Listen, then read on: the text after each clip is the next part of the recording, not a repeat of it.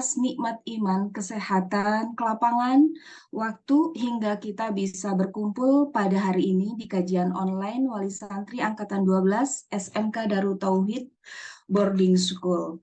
Sholawat dan salam, mari kita sandingkan dan junjungkan kepada Nabi Muhammad SAW yang telah memilih kita keluar dari kegelapan menuju cahaya Islam yang terang benderang seperti yang kita rasakan saat ini. Ahlan wa sahlan kepada Ustadzah Teteh Khadijah Peggy Melati Sukma Esos Hum yang telah hadir dan juga seluruh peserta kajian yang dirahmati Allah Subhanahu wa Ta'ala.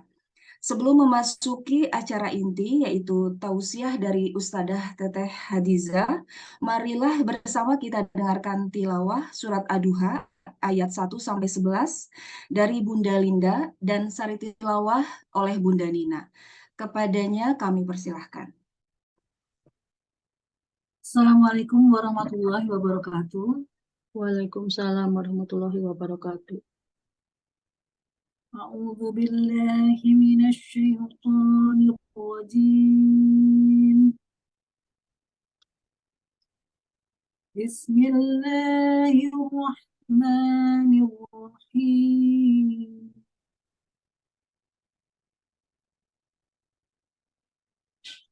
Wadduha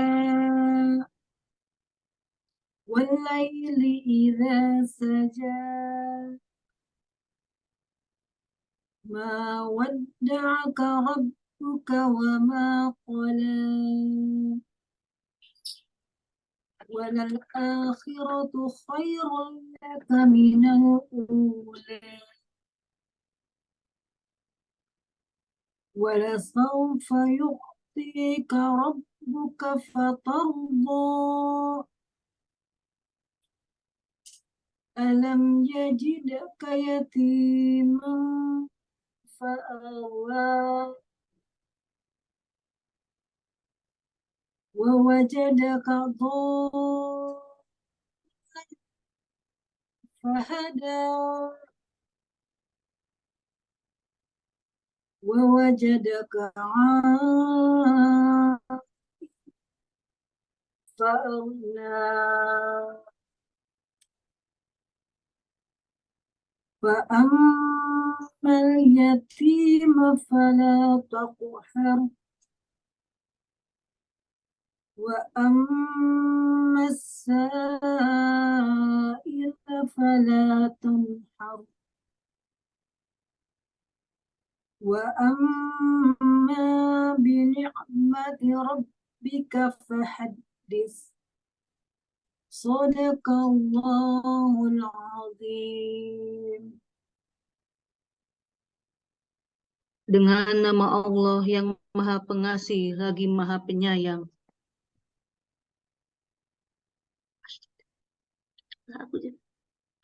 Mama kelog.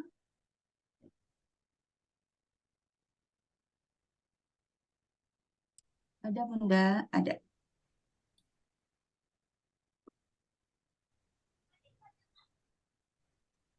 Ya, benar-benar. Ya Allah.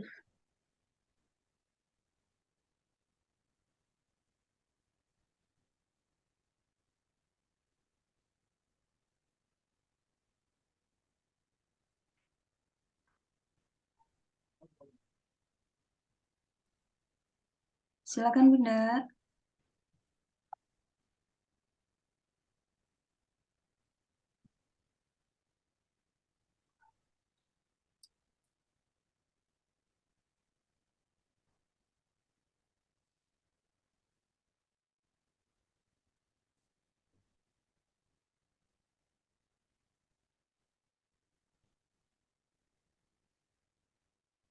Bunda Nina boleh dilanjut?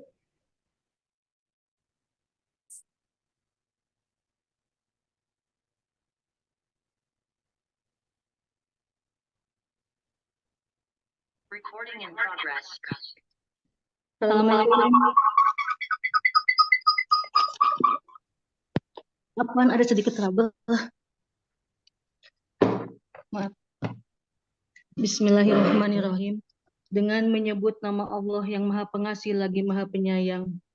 Dalam waktu duha ketika matahari naik sepenggalan, dan demi malam apabila telah sunyi, Tuhanmu tidak meninggalkan engkau Muhammad dan tidak pada membencimu. Dan sungguh yang kemudian itu lebih baik bagimu daripada yang permulaan. Dan sungguh kelak Tuhanmu pasti memberikan karunia-Nya kepadamu sehingga engkau menjadi puas. Bukankah Dia mendapatimu sebagai seorang yatim, lalu Dia melindungimu, dan Dia mendapatimu sebagai seorang yang bingung, lalu Dia memberikan petunjuk, dan Dia mendapatimu sebagai seorang yang kekurangan, lalu Dia memberikan kecukupan. Maka terhadap anak yatim, janganlah engkau berlaku sewenang-wenang, dan terhadap orang yang meminta-minta, janganlah engkau menghardiknya. Dan terhadap nikmat Tuhanmu, hendaklah engkau nyatakan dengan bersyukur. Maha benar Allah dengan segala firman-Nya. Wassalamualaikum Assalamualaikum warahmatullahi wabarakatuh. Waalaikumsalam warahmatullahi wabarakatuh. Alhamdulillah, jazakumullah kepada Bunda Linda dan Bunda Nina. Semoga membawa keberkahan bagi yang membacanya maupun yang mendengarkannya. Amin ya robbal alamin. Ayah Bunda hadirin sekalian, di zaman yang serba cepat ini di mana kita dihadapkan dengan berbagai gangguan dan kesibukan yang tak terhitung jumlahnya, menjadi semakin sulit untuk menemukan keseimbangan antara kewajiban spiritual sebagai hamba Allah dan tuntutan kehidupan kita sehari-hari. Hari ini kita bersama akan mempelajari bagaimana Islam mengajarkan pada kita mengelola waktu secara produktif dan bermakna. Saya mengajak Ayah Bunda hadirin untuk aktif berpartisipasi dalam sesi ini, bertanya dan berdiskusi setelah tausiah selesai. Selanjutnya kita menginjak pada acara ini yaitu tausiah dari Teteh Khadijah. Namun sebelumnya izinkan saya akan membacakan profil singkat dari Teteh Khadijah. Profil singkat Teteh Khadijah Peggy Melati Sukma. Peggy Melati Sukma telah berhijrah sejak akhir 2013 yang lalu dan dipanggil dengan nama hijrahnya yaitu Teteh Khadijah. Ia pun fokus membaktikan diri di jalan dakwah dan kemanusiaan dunia Islam, serta aktif menulis buku-buku inspirasi Islami. Teteh Khadijah mendirikan yayasan yang bergerak di bidang dakwah sosial dan kemanusiaan bersama Hadijati Amanati Indonesia atau Hadijati Foundation. Ia juga founder dari komunitas kerelawanan Khadijati Muslimah, Voluntary Squad, serta meluncurkan gerakan keakhwatan bagi dakwah dan kemanusiaan, yaitu Akhwat Bergerak Indonesia, yang tumbuh di lebih dari 50 wilayah, dari Sabang sampai Merauke. Teteh pun menginisiasi Majelis Taklim Khadijati Sholihah. Sebelum berhijrah, Teteh Khadijah berkarir lebih dari 20 tahun di berbagai bidang, seperti keartisan, pebisnis, juga telah aktif pada kegiatan sosial kemasyarakatan di Indonesia, maupun bersama lembaga internasional seperti PBB dan World Bank di Amerika Serikat, serta beberapa organisasi sosial internasional di Eropa. Ia memiliki banyak penghargaan dari berbagai bidang karirnya di masa itu. Pendidikan S1 dan S2 pun selesai dengan gelar cum laude. Sejak berhijrah, lingkup dakwah dan kemanusiaannya telah mencakup 34 provinsi seluruh Indonesia dan 21 negara di seluruh dunia, serta menghasilkan 7 buku diantaranya Ku Jemput Engkau di Sepertiga Malam, Ya Robana Aku Ingin Pulang, Kun Payakun Menembus Palestina. Teteh punya perhatian besar terhadap persoalan-persoalan dunia Islam, serta aktif dalam gerakan edukasi maupun pengelolaan proyek sosial kemanusiaan untuk negeri-negeri Muslim, seperti Indonesia, Bumi Syam, mencakup Palestina, Suriah, Lebanon, serta berbagai wilayah lain sampai ke Afrika. Proyeknya di berbagai wilayah Indonesia dan dunia Islam, khususnya Palestina, antara lain mendirikan rumah-rumah belajar Al-Quran dan bantuan pendidikan Al-Quran, bantuan fasilitas kesehatan dan bagi disabilitas, kebutuhan makanan dan tempat bernaung, program trauma healing, pemberdayaan ekonomi, bantuan tanggap darurat bencana alam maupun bencana kemanusiaan seperti kondisi perang atau konflik, termasuk bantuan membangun sarana seperti klinik, sekolah, masjid, sumur air bersih, dan lainnya. Teteh Hojidijah juga aktif mengajar dan mengadakan daurah atau kelas pembelajaran bagi sejarah Islam, khususnya sejarah Baitul Maqdis Palestina. Ayah Bunda bisa follow IG Teteh di @peggy_melati_sukma_Khadijah.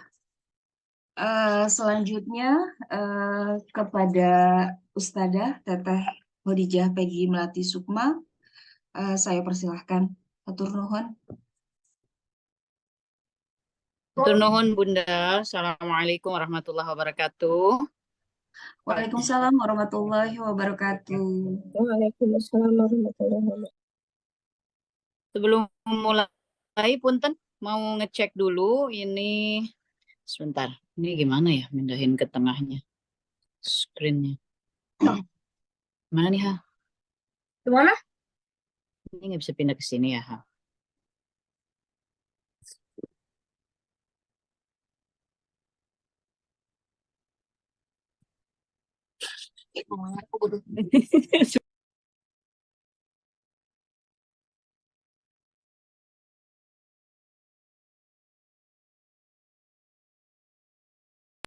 Ya, suara Teteh jelas? Jelas Bunda, jelas. Jelas, Teh, jelas. Teteh, jelas Teh. Iya. Baik, kita mulai ya. Ini ditemenin sama Talha. Ini namanya Talha. Say salam dong, say salam sama bundanya semua. Assalamualaikum. Assalamualaikum Bunda dari Talha. Waalaikumsalam. Waalaikumsalam warahmatullahi Waalaikumsalam warahmatullahi wabarakatuh. Ya, Masya Allah. Ya, baik. Kita akan mulai pertemuan pada malam hari ini. Sebentar ya. Ya, minta izin kepada teman-teman yang di Zoom. Apa namanya? Teteh juga live kan di Instagram ya. Insya Allah. Mudah-mudahan ada kemanfaatan yang lebih yang bisa didapatkan dari pertemuan kita pada malam hari ini. Di sini, karena kami di New Zealand, jadi ini sudah cukup malam. Apalagi karena di sini sudah musim dingin ya. Tapi insya Allah mudah-mudahan masih ada keluangan waktu dari Allah Ta'ala. Baik, a'udzubillahi minasyaitonirrajim. Bismillahirrahmanirrahim. Assalamualaikum warahmatullahi wabarakatuh. Waalaikumsalam warahmatullahi wabarakatuh. Astagfirullahaladzim. Ya. Astagfirullahaladzim. Astagfirullahaladzim. Astagfirullahaladzim. Wa atubu ilaih. Asyhadu an la ilaha illallah wa asyhadu anna Muhammadan abduhu wa rasuluh. Bismillahirrahmanirrahim. Rabbi shrah li sadri wa yassir li amri wahlul 'uqdatam min lisani yafqahu qawli. Amma ba'd. Ya, bismillahirrahmanirrahim. Segala puji hanya bagi Allah Ta'ala. Alhamdulillah wa syukrulillah. Masya Allah, la haula wa la quwata illa billah. Hari ini Allah pertemukan kita, insya Allah dalam keadaan sehat walafiat, insya Allah dalam keadaan yang terbaik, yang rezeki terbaik ya, yang Allah rezekikan kepada kita semuanya, yaitu iman Islam. Insya Allah Allah jadikan juga seluruhnya kita dalam keadaan tubuh yang sehat ya. Sebentar. Tubuh yang sehat, yang kuat. Insya Allah Allah jadikan pikiran kita terbuka kepada agama Allah, hati kita lapang untuk seluruh takdir Allah Ta'ala. Dan insya Allah seluruh sisa umur, perjalanan hidup kita ini, insya Allah seluruhnya akan bermakna dakwah, yaitu bagaimana kita terus belajar, menggali Quran dan Sunnah, bagaimana kita terus mengamalkannya, bagaimana kita terus menyampaikannya lagi, bagaimana kita terus mendidikkannya lagi kepada anak-anak, keluarga, Ta? Ya, nggak apa-apa deh. Taha mau temenin. Jadi insya Allah kita semua mudah-mudahan Allah jadikan ya sebagai Allah jadikan sisa umur kita ini seluruhnya dalam kebaikan yang diridhoi Allah Ta'ala sampai kita husnul khatimah. Amin ya rabbal alamin. Salawat dan salam kita sampaikan kepada Nabi Allah Muhammad Sallallahu Alaihi Wasallam beserta seluruh istri, seluruh keluarganya, para sahabat, seluruh tabi'in, tabi'ut tabi'in. InsyaAllah dengan izin Allah Ta'ala dimudahkan di hari penghisaban bisa berkumpul dengan Nabi Allah Muhammad Sallallahu Alaihi Wasallam dan seluruh para pendahulu kita yang sudah dijanjikan syurga oleh Allah Subhanahu wa Ta'ala. Amin ya rabbal alamin. Baik, malam hari ini insya Allah Teteh diizinkan Allah ya untuk bisa berkumpul dengan para wali santri, keluarga besar Darut Tauhid, Masya Allah, yang direncanakan pertemuan malam hari ini para ayah dan bunda ya dari para santri ya yang berada di Darut Tauhid yang masih ingin terus bisa berkumpul dan bersilaturahim, insya Allah dengan izin Allah Ta'ala malam hari ini kita akan berdiskusi tentang manajemen waktu secara Islami sehingga kita bisa produktif dalam kehidupan sehari-hari. Begini, jika pembahasannya secara teknis, tentu setiap kita memiliki ritme hidupnya masing-masing sesuai dengan takdir dan ketetapan Allah Subhanahu wa Ta'ala, sehingga ritme tersebut akan berpengaruh ya kepada bagaimana kita mengelola waktu yang Allah berikan, yang dalam satuan waktu yang umum kita gunakan adalah jam, dan satuan waktu hari yang terdiri dari 24 jam. Tentu setiap keadaan kita masing-masing dengan takdir yang berlaku dari Allah Subhanahu wa Ta'ala akan menimbulkan dampak ya kepada bagaimana kita mengaturkan yang 24 jam tersebut.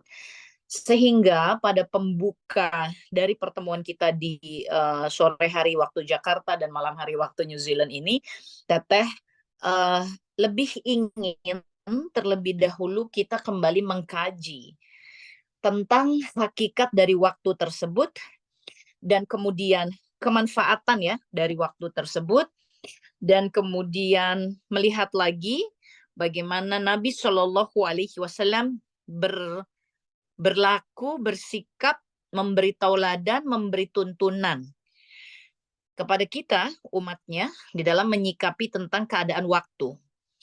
Nah, dari diskusi tersebut mudah-mudahan setiap kita yang memang memiliki takdir kesehariannya masing-masing, keadaan hidupnya masing-masing, kemudian dapat dengan lebih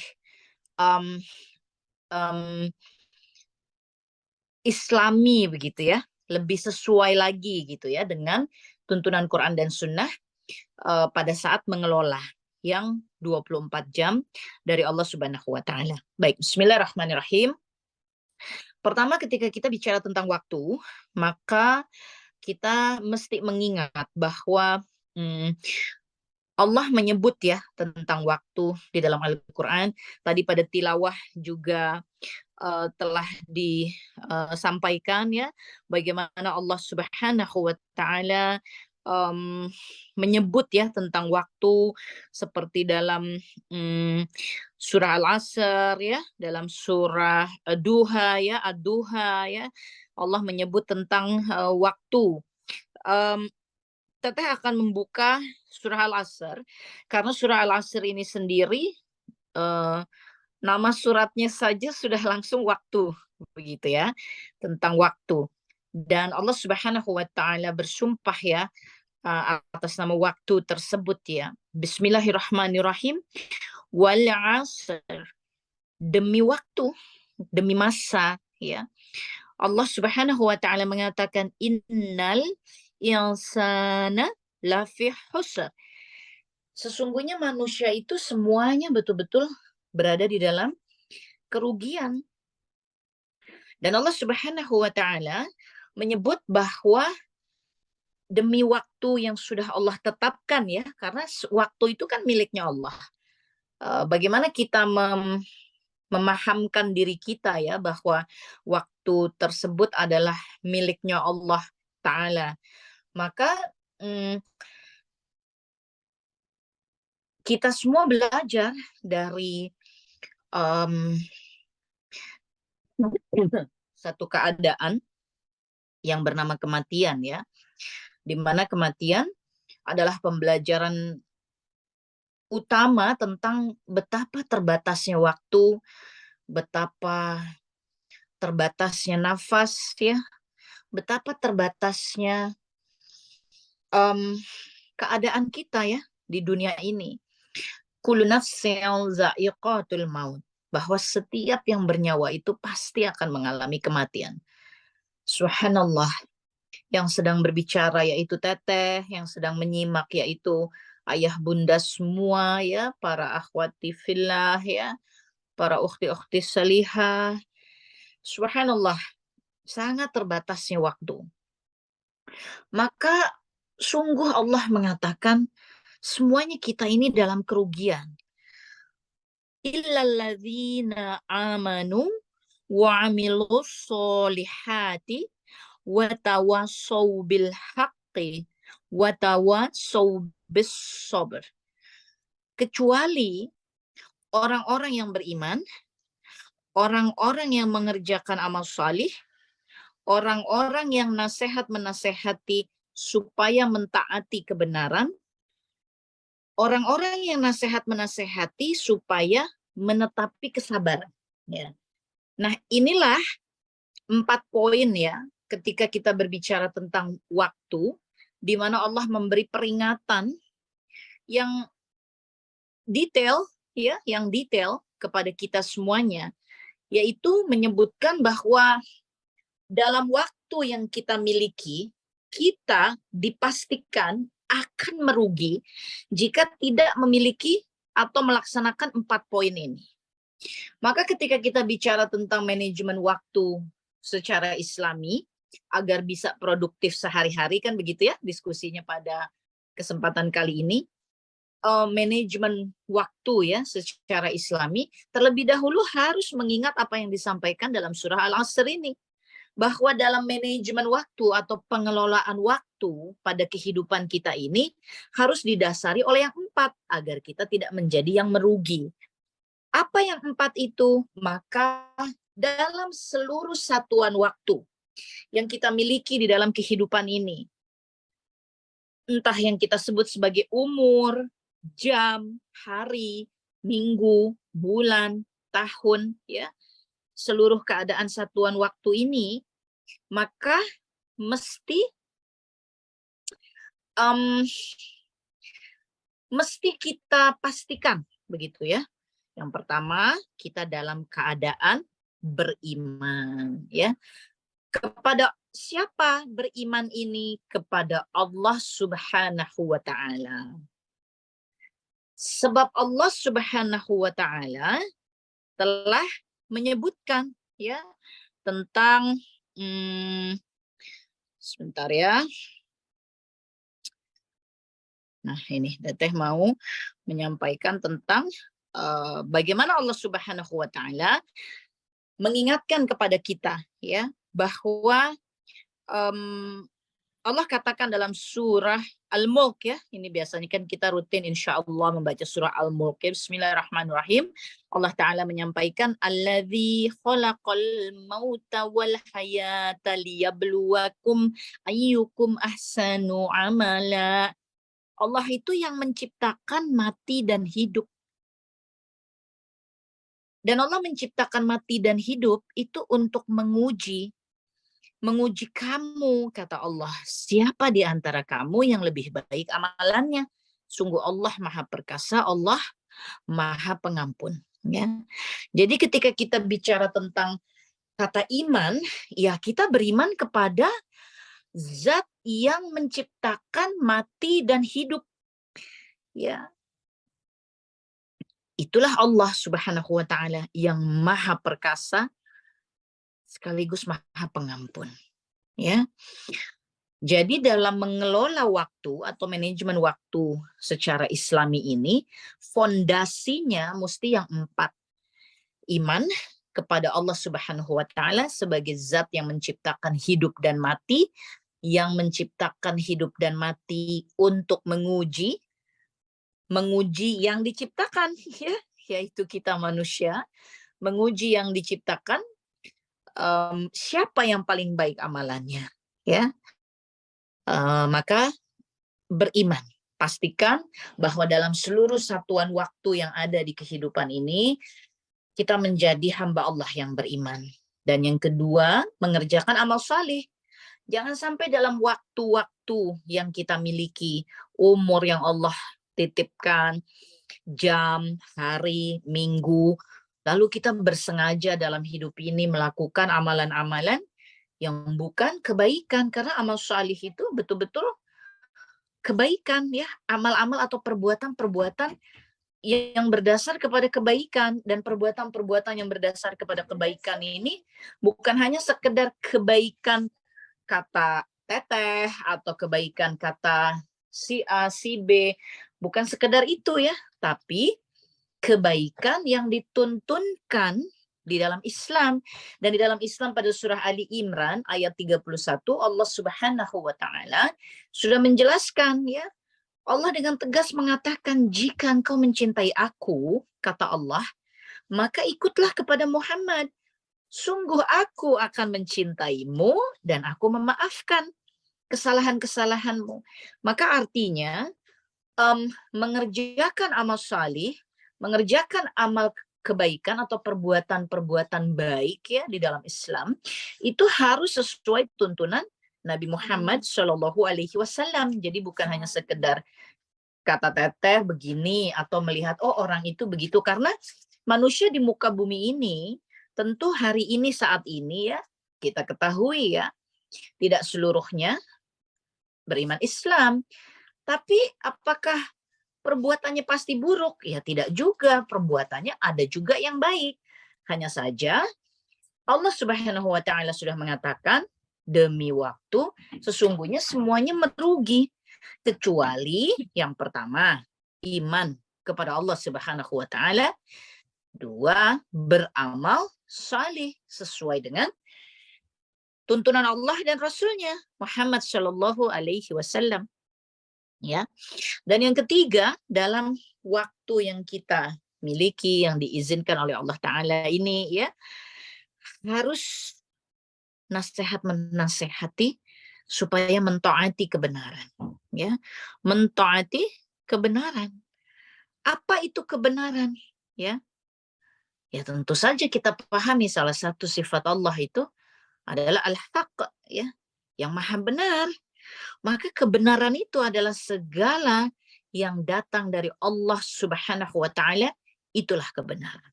Ya, itulah kebenaran. Maka mari saling nasihat menasehati dalam mentaati kebenaran. Mentaati risalah Nabi Muhammad SAW, mentaati wahyunya Allah Subhanahu wa taala, mentaati Al-Quran, mentaati sunnah dari Nabi Sallallahu Alaihi Wasallam. Ya. Inilah kemanfaatan waktu, ya, kemanfaatan waktu. Jadi poin ketiga dari waktu yang kita jalani di muka bumi ini harus berisi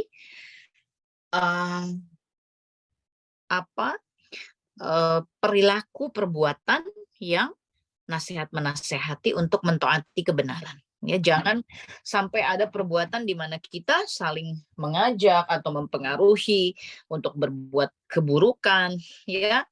Maaf ya, misal nih kalau dalam pergaulan gitu, ya. Misalnya ada satu kawan sedang ada miskomunikasi misalnya dengan kawan lain, sedang ada kurang sinkron gitu ya, hubungannya satu kawan dengan kawan lainnya begitu.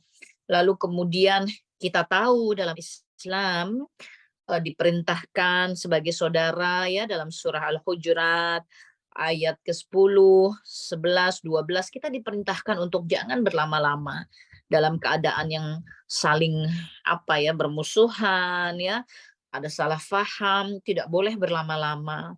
Dan kemudian diperintahkan juga tidak boleh saling membicarakan aib, tidak boleh saling mengatai, saling menertawakan ya. Nah, semisal dalam kehidupan sehari-hari terjadi keadaan yang demikian atau dalam keluarga ya, biasanya lingkup keluarga yang lebih besar, yang lebih luas ya. Lalu kemudian kita faham bahwa perintah Allahnya tidak boleh berada dalam kondisi seperti itu berlama-lama, maka yang lain yang mengetahui keadaan tersebut ya harus saling menasehati, jangan manas-manasi gitu ya. Jangan manas-manasi, jangan nyemangatinya, justru nyemangati untuk yang buruk-buruk, yang jelek-jelek, bikin orang bermusuhan, tambah membuat orang tambah bermusuhan gitu ya, tambah salah paham, bikin kacau keadaan, mengadu domba ya, namimah, aduh naudzubillah ya, summa naudzubillah min dzalik ya, jangan sampai seperti itu. Jadi nasihat menasehati untuk mentaati kebenaran. Dan yang terakhir nasihat menasehati supaya menetapi kesabaran. Karena kita tahu tadi Allah sudah menyebutkan ya bahwa sesungguhnya Allah Ta'ala memang menjadikan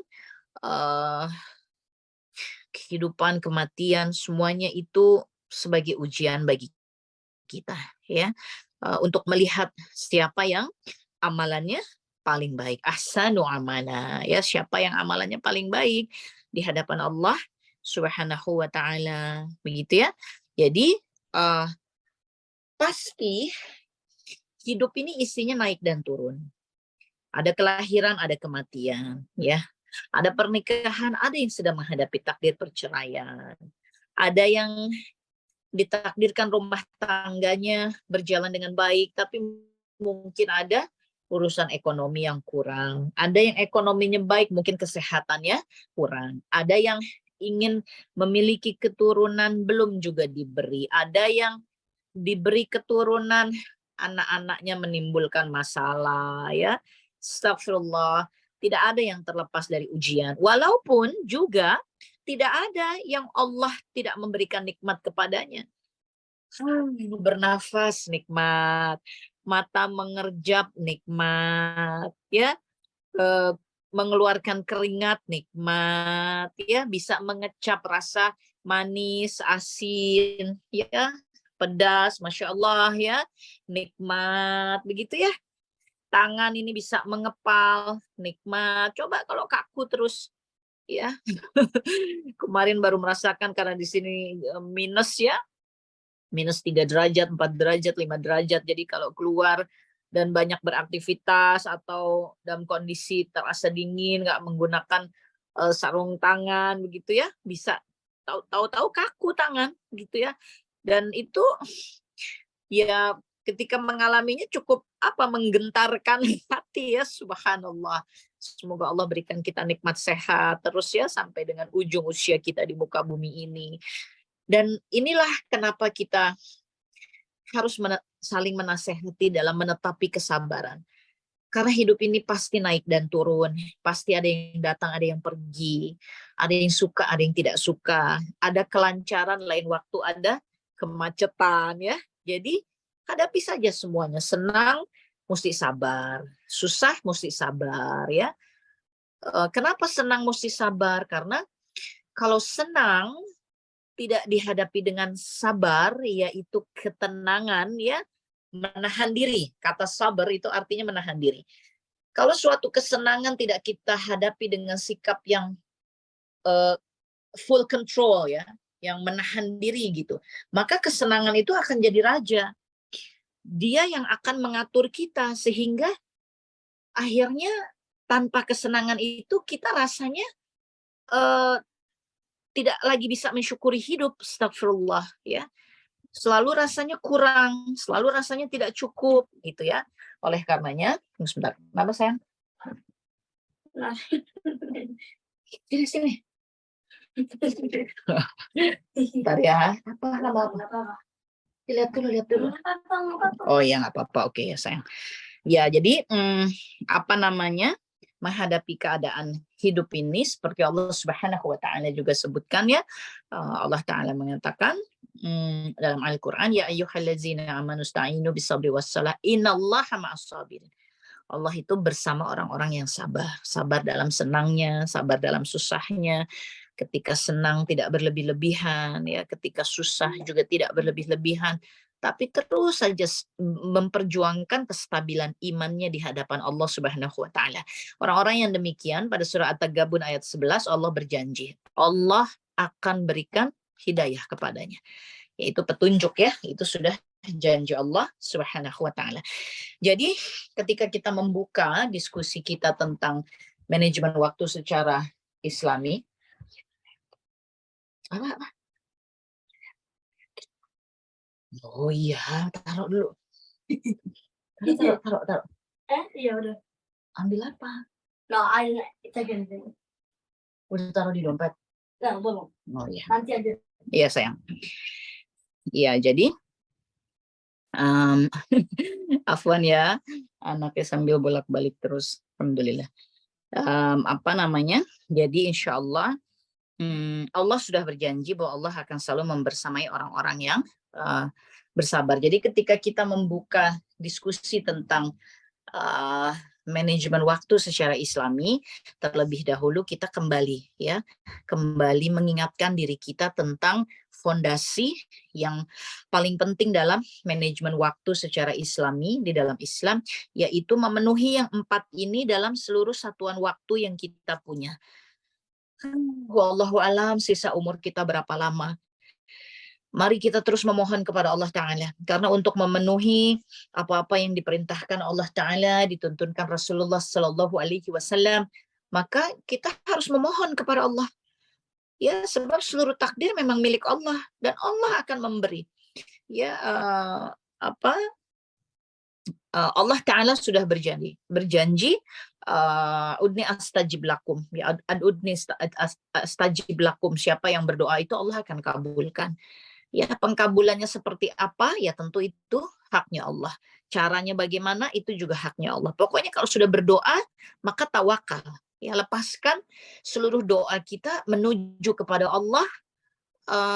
Lepaskan sudah, serahkan kepada Allah. Aku sudah berdoa, sudah aku lepaskan kepada Allah agar Allah yang mengaturkan caranya, jalannya, biar Allah yang mengaturkan semuanya. Ya, jadi jangan kita berdoa tapi kita juga ngatur. Kita berdoa tapi kita ngatur juga. Tapi maunya sih gini, kalau bisa begini, kalau bisa caranya begitu, kalau bisa datangnya sekian, kalau bisa secepatnya, kalau bisa ya enggak lah ya. Sudah kita berdoa saja kepada Allah dan bertawakal ya, yaitu melepaskan hasilnya kepada Allah Subhanahu wa taala. Jadi kembali lagi manajemen waktu secara Islami itu bergerak pada 4 poin penting ini ya, menjaga iman kepada Allah Ta'ala dalam seluruh keadaan umur kita ya. Tentu kalau saat ini apabila jamaah yang menyimak ada dalam dalam tahapan usia yang relatif sama seperti Teteh begitu ya.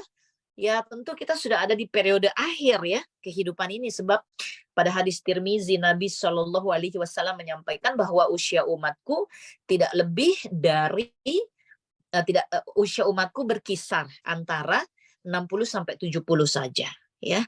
Yang lebih dari 70 jumlahnya sangat sedikit. Ya, tidak banyak. Ini hadis Nabi Shallallahu Alaihi Wasallam. Ya, ada yang lebih dari 70, tapi Nabi sampaikan sedikit. Artinya akan lebih banyak umat Rasulullah Shallallahu Alaihi Wasallam yang batas usianya di antara 60 sampai 70. Walaupun yang sebelum 60 juga ada, ya.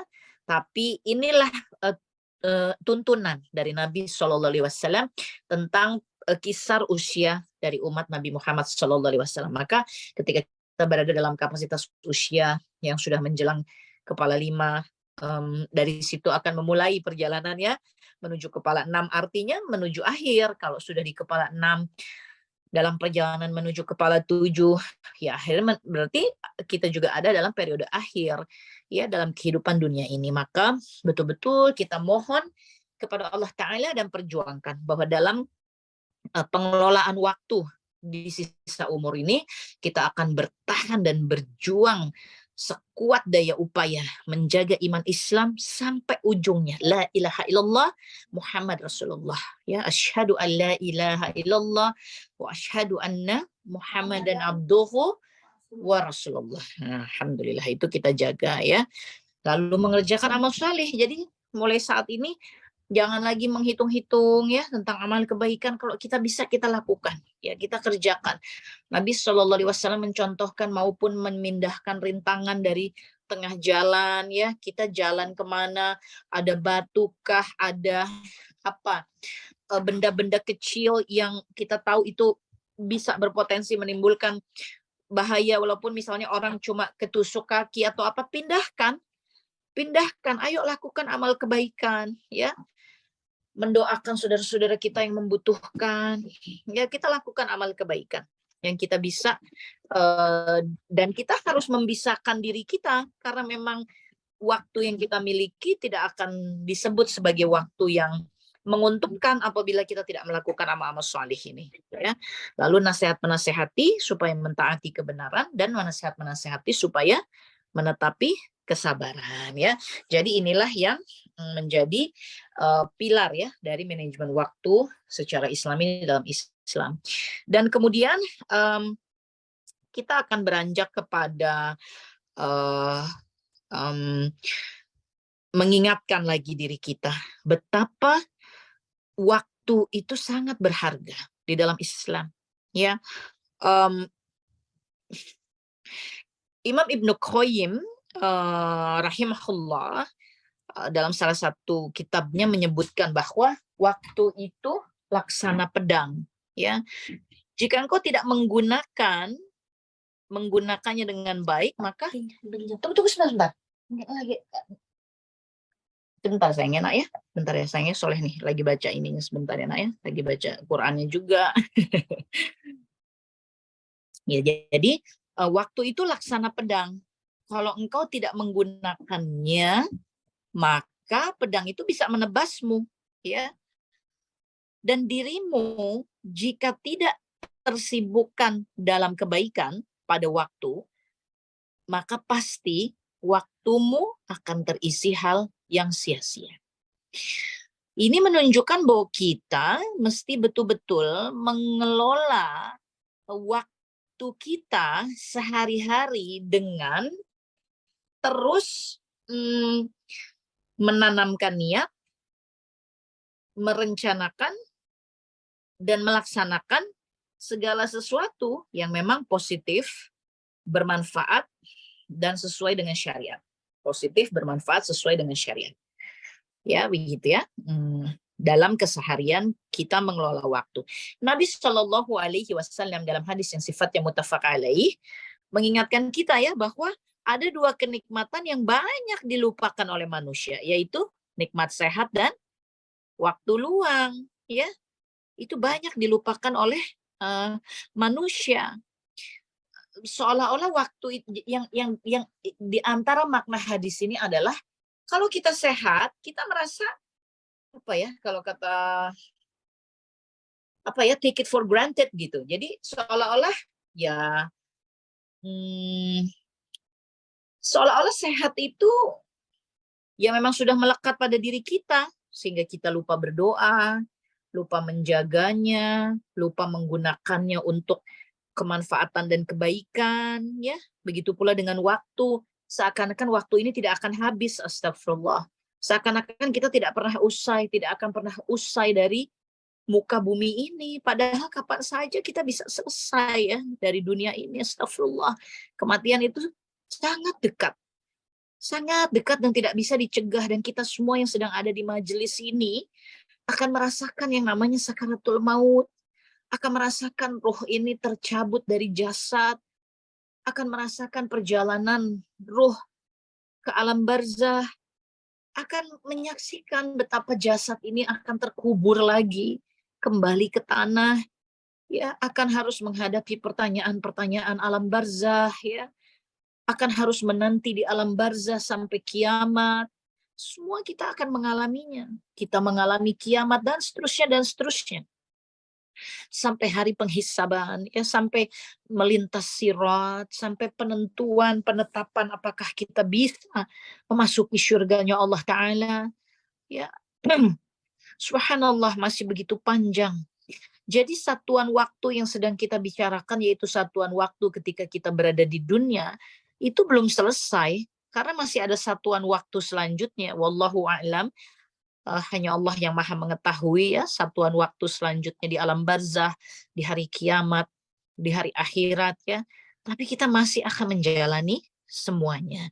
Oleh karenanya, jangan lupa diri karena nikmat sehat, jangan lupa diri karena nikmat waktu luang ya, tapi betul-betul dijaga dan dimanfaatkan. Jangan sampai hidup ini hanya untuk foya-foya, hanya untuk bermegah-megahan, bersenang-senang belaka ya. Dalam surah At-Takatsur Allah sudah menyebutkan summa latus'aluna yauma izin 'anin na'im ya. Kamu pasti akan ditanya tentang kenikmatan yang kamu bermegah-megahan pada saat kamu di dunia. Astagfirullahaladzim. Jadi sekali lagi, waktu dalam Islam itu kedudukannya sangat berharga, sangat pentingnya ya, sehingga Allah pun bersumpah atas nama waktu ya, wal asr. Jadi jangan sampai kemudian dalam memanage atau mengelola waktu kita kehilangan 4 pilar yang tadi sudah kita bicarakan ya. Ya, ada satu lagi hikmah ya dari Syekh Ibnul Qayyim rahimahullah.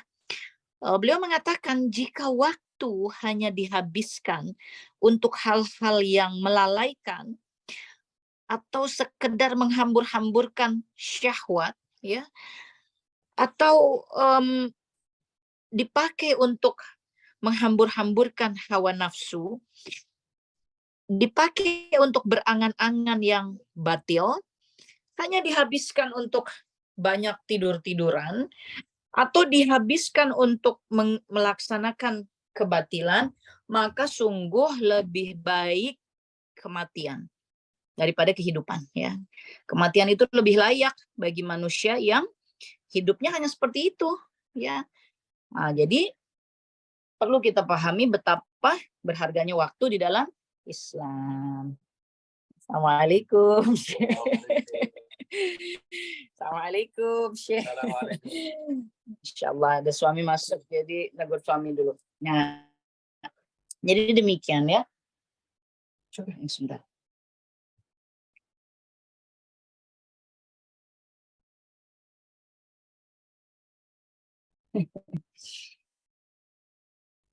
Ya, jadi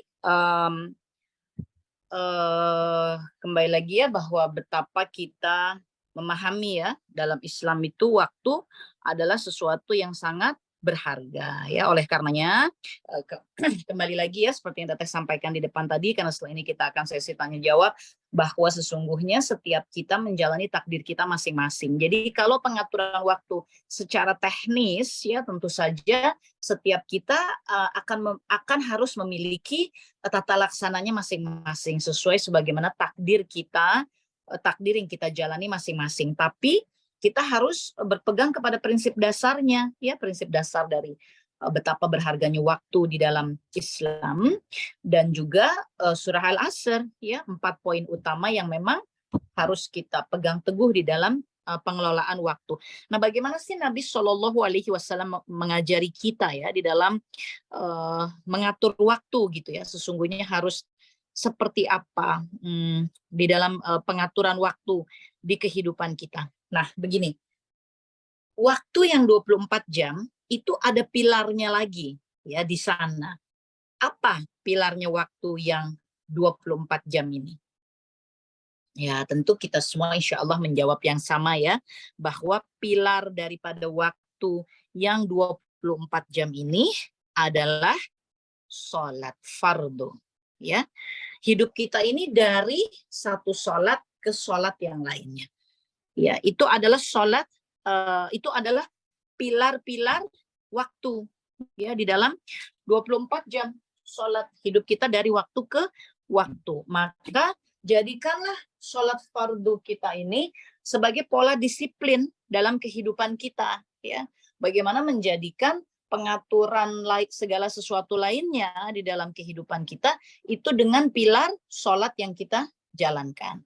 Dari subuh ke duhur, ke asar, ke maghrib, ke isya. Dan bagaimana mendisiplinkan diri untuk menjadikan sholat kita itu sebagai sesuatu kepentingan yang harus didahulukan daripada kepentingan yang lainnya. Ya, Nabi SAW sudah menuntun ya kepada kita semuanya bahwa di hari akhir nanti amalan yang pertama kali akan dihisab adalah sholat. Maka jangan sampai ada perbuatan-perbuatan atau keperluan atau kepentingan atau kesibukan apapun di dalam kehidupan ini yang membuat kita merasa baik-baik saja di dalam menyisihkan sholat. Ini menjadi penting ya dalam pengelolaan waktu yang satu hari 24 jam tersebut. Ini kita belum berbicara tentang amalan-amalan sunnah ya, sebab Nabi SAW juga menyampaikan kalau sholat wajibmu itu nilainya ya kurang baik, maka Allah Ta'ala akan meminta catatan sholat sunnah. Maka ini another kita sebut homework ya, PR lagi nih dalam 24 jam ini mengatur produktivitas waktu kita. Dia akan berpegang kepada pilar-pilar utama yaitu sholat yang fardu, tapi tentu kita membutuhkan juga semua amalan-amalan sunnah ya yang harus kita aturkan di dalam keadaan waktu kita sehari-hari, khususnya ketika kita mengambil pola pengaturan 24 jam satu hari. Yang kedua, hidup ini harus diatur dengan pola seperti seorang pemikir, seorang investor ya. Seorang investor ketika dia menginvestasikan sesuatu di dalam kehidupannya, dia akan berpikir panjang, bukan berpikir hari ini diinvestasi besok selesai sudah, enggak seperti itu ya. Jadi Nabi SAW mengingatkan ya kepada kita semuanya bahwa hidup di dunia beribadah itu bagaikan besok kita akan selesai dari dunia ini. Ya, tetapi bekerja keras ya itu bagaikan kita hidup 1000 tahun. Hidup 1000 tahun kan kita mesti pikirkan makannya gimana, tempat tinggal ya, kemudian seperti apa kita mesti mempersiapkan segala sesuatu kebutuhan ya. Artinya kita diperintahkan untuk tidak bermalas-malasan. Jadi mengatur perencanaan hidup sehari-hari itu tetap harus dengan proyeksi yang panjang, tanpa melupakan tadi, makanya di depan dibuka dulu dengan konsepsi dasarnya atau prinsip dasarnya ya, kullu nafsin za'iqatul maut, bahwa semua kita pasti akan merasakan kematian, waktu kita terbatas ya, umur kita pendek, nafas kita juga tidak selamanya, sehingga kita mengkaji surah Al-Asr berpegang kepada 4 poin yang utama. Lalu kita sudah mengkaji juga bagaimana Islam memandang waktu yang sangat berharga tersebut. Kita mengambil hikmah dari pesan-pesan Syekh Ibnu Qayyim ya rahimahullah, dan saat ini kita melihat bagaimana, sebagai penutup ya, kita melihat bagaimana Nabi SAW mengajari kita tentang mengatur waktu.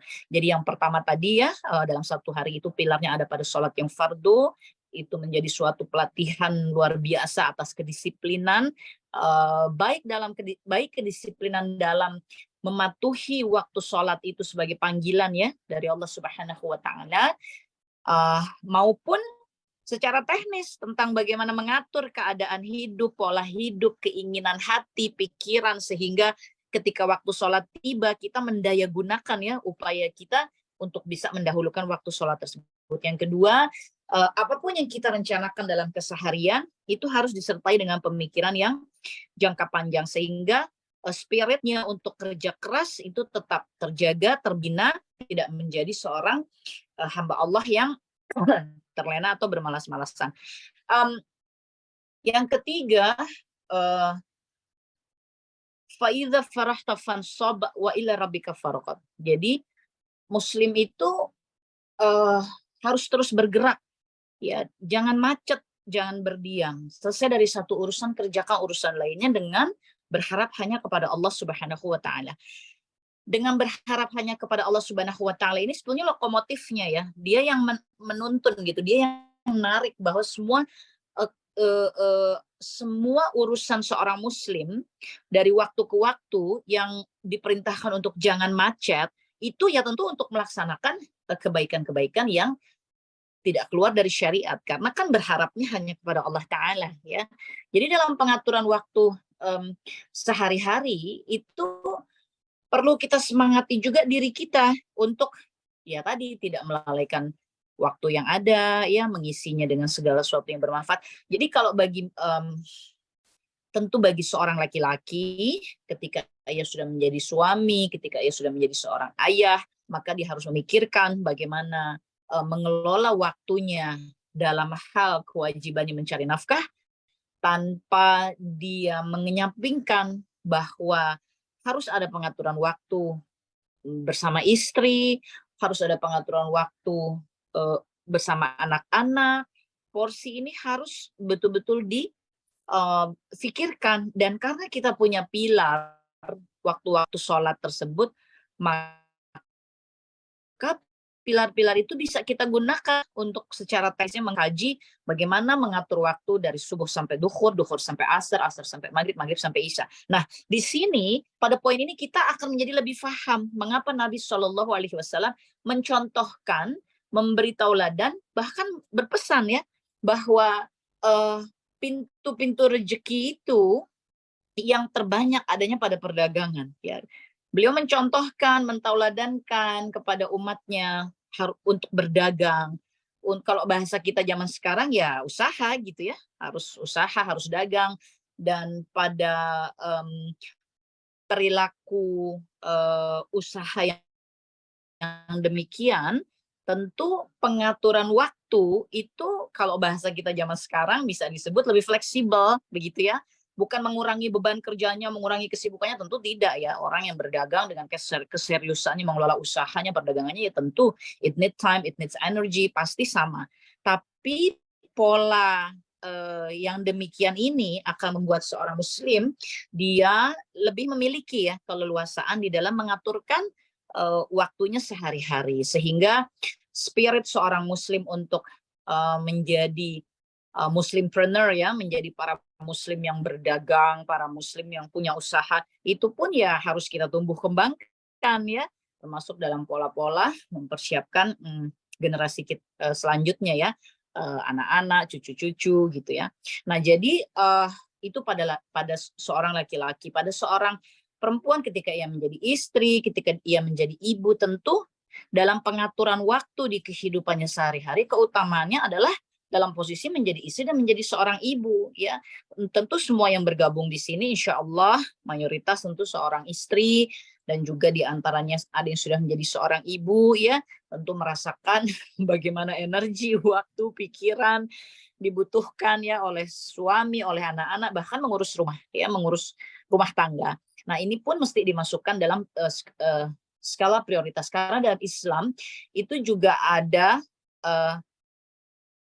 fikih memilih ya, sehingga kemudian muncul juga fikih prioritas tersebut, harus memahami bagaimana membuat prioritas. Tentu kita bukan teteh mengatakan bahwa seorang perempuan kemudian dia tidak boleh berkiprah di luar, dia tidak boleh punya keahlian, dia tidak boleh punya eksistensi, bukan ya. Islam tidak melarang hal tersebut, tapi mengaturkannya dan sudah menuntun kita tentang skala prioritasnya, dan ini ganjarannya luar biasa ya. Ketika Allah mengaturkan demikian, Allah juga sudah menyediakan ganjarannya ya. Jadi skala prioritas yang terutama bagi seorang perempuan adalah memberikan ya dirinya sebagai seorang istri, sebagai seorang ibu dalam hal mempersiapkan kelanjutan generasi berikutnya untuk terus menegakkan dinul Islam di muka bumi ini. Itu mesti menjadi bagian dari prinsip kita di dalam mengatur keseharian, dalam mengaturkan waktu keseharian hidup kita. Kembali lagi kalau bicara soal teknis ya, tentu teteh tidak bisa membedahnya very technical, karena setiap kita kan punya ritmenya masing-masing ya, prinsipnya kan tadi demikian. Jadi hal-hal yang paling mendasarnya lah yang menjadi prinsip manajemen waktu di dalam Islam yang Teteh sampaikan. Kemudian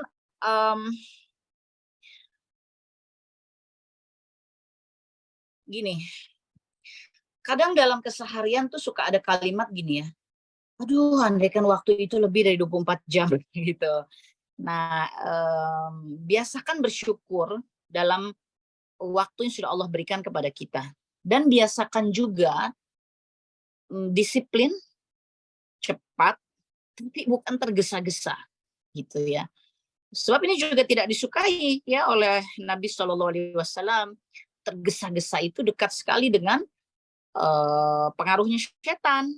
Jadi cepat, disiplin, tapi bukan tergesa-gesa, terengah-engah kehabisan tenaga ya. Karena muslim ini ya tentu umur semuanya ada di tangan Allah, tapi perjuangan seorang muslim ini long run gitu ya. Long run artinya harus panjang ininya persiapannya seperti yang tadi Teteh sampaikan ya. Tuntunan Nabi SAW dalam ibadah, dalam bekerja keras ya, bagaikan kita masih hidup 1000 tahun gitu, harus terus mempersiapkan endurance-nya gitu, mempersiapkan kekuatannya, dayanya ya. Mungkin ini beberapa halnya karena melihat waktu, barusan Teteh cek, subhanallah ya sudah pukul 5, waktunya mungkin hanya tinggal 20 sampai 30 menit lagi, masih ada sesi tanya jawab khususnya untuk yang di Zoom. Maaf yang di live IG mungkin belum bisa buka sesi pertanyaan karena sebelumnya ini sesinya secara Zoom tapi di live-kan juga. Semoga ada kemanfaatan yang lebih ya yang bisa didapatkan. Mungkin itu beberapa poin yang Teteh perlu sampaikan. Silahkan Teteh kembalikan dulu kepada moderator untuk menuju kepada sesi selanjutnya. Jazakumullah khair. Terima kasih Ustazah Teteh. Untuk ayah bunda, saya buka untuk bertanya. Silakan yang raise hand, boleh membuka mic-nya. Mangga, dipersilakan ayah bunda.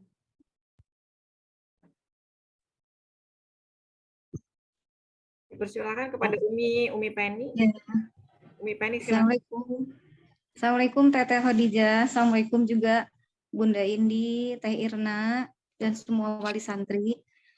Alhamdulillah kajiannya Masya Allah sekali. Ini saya izin sambil menemani Bunda yang sedang diuji sakit sama Allah. Izin Alhamdulillah. Bunda semoga segera diberikan kesehatan dan dilimpahkan kesabaran oleh Allah Ta'ala. Syafakilah. Ya Allah. Amin. Ya Allah. Teteh, ada yang saya ingin tanyakan sebenarnya ini pertanyaan yang sering muncul tapi kebetulan izin Allah saat ini mungkin saya ingin tanyakan. Kebetulan saya kerja di sebuah pabrik dan ada sesi meeting gitu. Karena kebanyakan non-muslim jadwal mereka bikin meeting itu kadang di saat ibadah sholat asyar. Jadi ketika asar di sini di Indonesia itu kan 12 meeting itu baru mulai jam 3. Bagaimana menyikapinya gitu Teh, untuk pembagian kan kita mendahulukan dulu untuk sholat gitu ibadah, sedangkan di meeting itu ada kayak kurang adab gitu kalau misalnya. Tapi kalau misalnya saya tahan sampai selesai meeting itu asarnya tuh udah akhir gitu Teh. Bagaimana seperti menyikapinya gitu Teh? Sering sekali kayak gitu mereka tuh bikin jadwalnya tuh pas di jam-jam asar gitu. Nuhun sateuacan Teh. Assalamualaikum. Waalaikumsalam warahmatullahi wabarakatuh. Waalaikumsalam warahmatullahi wabarakatuh. Apa langsung dijawab ya? Boleh langsung dijawab, Teteh. Ya, bismillahirrahmanirrahim. Pertama sebelum Teteh jawab, ini kalau ada suami biasanya suka minta suami jawab. Nanti kita juga minta dari Syekh ya. Alhamdulillah nih ada Syekh juga. Punten sebelum dijawab mau ditanya dulu. Itu apakah dalam rapat-rapat seperti itu tidak dimungkinkan ketika kita memerlukan diri untuk mendahulukan sholat, maka misalnya diberi keleluasaan untuk break sebentar, ya sholat kan kalau kita juga sadar ya bahwa memang kita berada di tengah rapat, mungkin kita perlu waktu 5 menit, Allah memberikan surah-surah pendek ya yang kita bisa baca ya, pada Fatihahnya gitu kan, itu dimungkinkan atau tidak, atau pernah dicobakan atau tidak gitu untuk izin, karena prinsipnya kan begini, prinsipnya kan sholat itu tidak boleh disisihkan, dibelakangkan dengan sengaja karena hal-hal lainnya ya, walaupun gini, karena pertanyaannya kan kalau ngikutin rapatnya asarnya hilang gitu. Ada nggak kemungkinan misalnya karena udah tahu nih ada jadwal rapat tersebut ditarik ke duhur. Jadi diambil dulu asarnya ke duhur, ya. Diambil dulu asarnya ke duhur, karena kan gini, rapat yang demikian mungkin kan tidak setiap hari, tapi ada jadwalnya. Misalnya, oh minggu depan di hari Selasa ada jadwal rapat nih, jadwalnya di asar, di sebelum asar, dan biasanya selesainya udah jelang maghrib, udah bubar deh nih asarnya. Nah, karena kita udah tahu jadwalnya, maka asarnya diambil dulu ke duhur. Itu yang pertama. Yang kedua, dimungkinkan atau tidak kalau memang lingkungan bekerja kita adalah lingkungan yang paham gitu ya terhadap Islam begitu, artinya ya normalnya memang itu pabriknya, tempat kerjanya ya mayoritas juga muslim, pemiliknya juga muslim misalnya begitu ya, ya diusahakan, ditanyakan bisakah ada break sebentar untuk sholat gitu. Ini kan poin keduanya ya. Enak. Boleh nggak Teteh tahu responnya? Bagaimana? Justru Teh, dari 2 poin ini? Itu memang setiap hari Kamis. Nah, setiap hari Kamis saya udah pernah 1-2 kali saya begitu asar izin, saya bilang izin saya mau sholat gitu. Ketika masuk udah selesai, nanti setelah beres dibahas gitu. Mungkin sebaiknya gitu menekankan nggak langsung ke saya. Kalau saat lagi rapat tolong sampai selesai dulu gitu. Nah terus saya tekankan ini dulu Teh.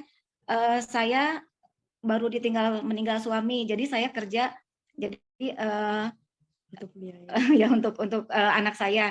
Nah, saya pernah 2 kali seperti itu, akhirnya mungkin saya karena nggak enak, ada yang ngomong gitu, bisa nggak ya seperti kayak gini, so alim atau apa kayak gitu, masa sih sholat aja harus jam sholat kan bisa kan, terus ada yang nanya, karena lingkungan saya itu mayoritas non muslim gitu Teh, jadi yang muslimnya tuh cuma 2 orang, dan saya sama teman saya, nah teman saya itu kan laki-laki, dia itu suka memang nggak langsung sholat pada jamnya, jadi itu aja bisa kok sholat nanti aja, ini kok setiap hari Kamis selalu aja jam segitu tuh keluar minta izin sholat, bisa kan sebenarnya sholat ditunggu kan, tapi saya nggak mungkin ngejelasin ke non muslim gitu, saya nggak bisa nunggu, saya harus itu gitu. Nah saya ngikutin, pernah oke lah saya 1 kali saya ikutin sampai selesai rapat, tapi itu mepet gitu Teh, jam pulang kerja jam 5, saya ikut jemputan, selesai meeting itu jam 5 kurang 10, jadi si sholat tuh jadi gimana gitu Teh gitu, makanya aduh ini jadi tiap Kamis tuh jadi beban gitu, saya mau ini antara, tapi saya paksakan sholat, cuman jadi sholatnya terburu-buru gitu Teh. Kalau kata Teteh boleh ditarik, bukannya kalau keluar kota ya Teh, kalau apa kita sedang safar gitu. Ada Syekh ya, ada Syekh, biar Syekh sampaikan hukum-hukumnya dalilnya. Tafadhal Bang. أعوذ بالله من الشيطان بسم الله الرحمن الرحيم إن الحمد لله نحمده ونستعينه ونستغفره ونعوذ بالله من شرور أنفسنا ومن سيئات أعمالنا أما بعد Bismillah. Memang ini begini ya teman-teman, ini hati-hati anak ngomong begini ya. Kewajiban salat tidak ada ikhtilaf ya. Semua kita setuju konsensus. Qala Allah Ta'ala inna salata kanat 'alal mu'minin kitabun mawquta. Kata Allah Rabbul Alamin bahwa salat itu telah Allah jadikan kewajiban atas diri kaum muslimin di atas ketetapan waktu yang fix. Sudah Allah tetapkan ya. Waktunya Allah tetapkan. Oke. Nah, Adapun ada hal-hal tertentu yang kita diperbolehkan menjamak salat. Bukan mengkasar ya, bukan mengkasar, menjamak, menggabung dengan tidak mempersingkat yang 4 rakaat menjadi 2. Nah, ini ulama-ulama salafus salihin dan 3 generasi emas yang pernah jalan di atas muka bumi ini mengatakan, bahkan hadis Imam Muslim Nabi SAW, ketika adanya keperluan, adanya necessity, jangan dijadikan kebiasaan, tapi adanya keperluan dan hanya terkhusus bagi orang yang memerlukan kondisi itu, silakan. Paham ya? Nah, jadi gini loh Mbak, amalan terbaik, afdalul amal as-salatu ala waktuha, yaitu salat yang dilakukan pada waktunya. Awal waktu, kalau laki-laki awal waktu berjamaah masjid, ya itu yang terbaik, kan gitu ya. Tapi bedakan yang afdal dengan yang boleh. Kayaknya Mbak agak bingung nih, mana yang afdal, mana boleh, gitu ya. Iya. Afdalnya jelas di awal waktu, tapi kalau maghrib itu jam 6, orang salat asar 5.45 boleh apa tidak? Boleh. Boleh. Mm-mm. Bukan afdal. Karena yang dikatakan menyanyiakan waktu itu begini loh. Nggak ngapa-ngapain, dia menunggu. Ini ada keperluan, ya. Kalau dikhawatirkan, nah ini harus selalu bilang ya. Kalau dikhawatirkan tertinggal waktu asar karena satu dan lain hal, kita berangkat di Jakarta, katakan kita berangkat jam 12, 11.50 sudah zuhur. Kita nggak yakin nih bisa macet, bisa 3 jam, bisa 4 jam. Ini paling cepat bisa 4. Tarik ke zuhur asarnya dengan tidak dipersingkat. Sepakat ya ulama-ulama terdahulu. Kalau Anda bicara ulama, bukan ustadz-ustadz seperti sekarang ya. Kita bicara tabi'in rahimahullah ajmain, sahabat radhiyallahu anhum ajmain. Ini orang-orang terbaik yang pernah jalan di atas muka bumi ini, kan begitu. Mereka bahkan dalam hadis Imam Muslim, Nabi SAW pun menggabung zuhur dan asar tanpa adanya safar. Safar itu atau berkeluar kota itu yang berlaku hukumnya kasar atau kemudahannya kasar. Yang 4 rakaat menjadi 2. Itu khusus bil khas dalam keadaan safar. Tentu nanti ada bahasannya. Ada bahasan detailnya lagi. Detail gini loh. Safar itu bagaimana? Nanti Imam Syafi'i mengatakan rahimahullah 2 marhalah. Yang lain Imam Malik mengatakan pandangan lain rahimahullah.